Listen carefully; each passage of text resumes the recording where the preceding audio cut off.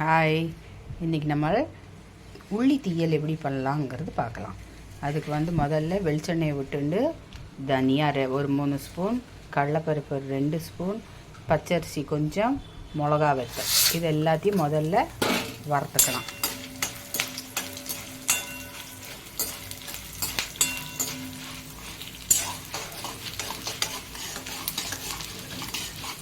இதெல்லாம் கொஞ்சம் நல்லா வறுந்ததுக்கப்புறம் அதில் தேங்காய் சேர்த்துக்கணும். இதில் நான் அரை மூடி தேங்காய் சேர்த்துட்டுருக்கேன்.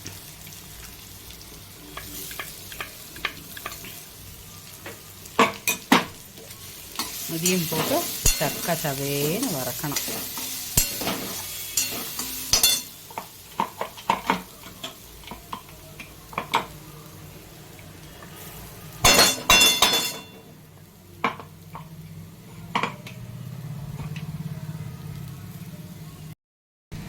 பாருங்க, சவக்க வறுத்தாச்சு.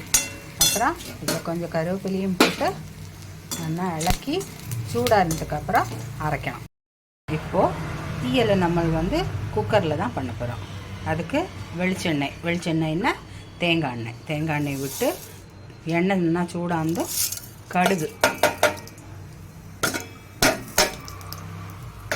கடுகு பொரிச்சு கொட்டி கடுகு நல்லா பொட்டிந்து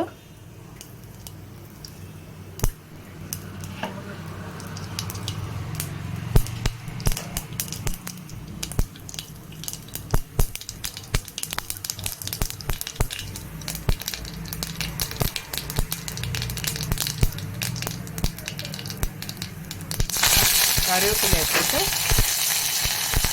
சின்ன வெங்காயம் போட்டோம்னா இன்னும் நல்லாயிருக்கும். எனக்கு சின்ன வெங்காயம் இல்லை, அதனால நான் ஒரு பெரிய வெங்காயத்தை பொடியாக அரிஞ்சு எடுத்துருக்கேன். அதை போட்டு நல்லா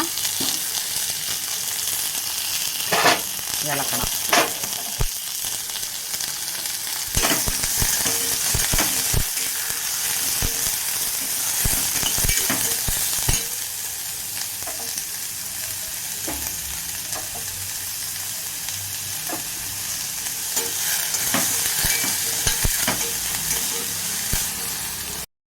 கொஞ்சம் நல்லா வதங்கிட்டும் மஞ்சள் பொடியை போட்டு ஒரு இலக்கிட்டு நம்ம அரைச்சி வச்சுருந்தோமே தேங்காய், கடலைப்பருப்பு, தனியா, அரிசி, கருவேப்பிலை எல்லாம் அதை சேர்க்கணும். சேர்த்துட்டு புளி வெள்ளத்தையும் சேர்க்கணும்.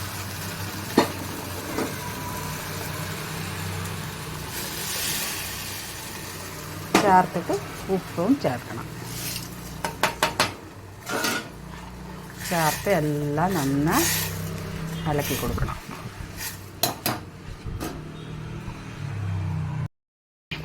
கொழுப்பை பார்த்துட்டு வேண்டி வந்தால் கொஞ்சம் வெள்ளத்தையும் சேர்த்துக்கணும். நல்லா இலக்கி கொடுத்து குக்கர் மூடி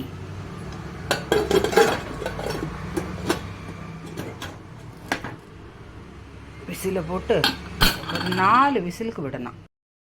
பாருங்க, சூப்பராக வந்திருக்கு. கிச்சன் ஃபுல்லாக மணக்கிறது. இது கடைசியில் கூட பொரிச்சு கொட்டிக்கலாம். நான் முதல்ல பொரிச்சு கொட்டிட்டேன். சூப்பராக இருக்குது. ட்ரை பண்ணி பாருங்க. தேங்க்யூ.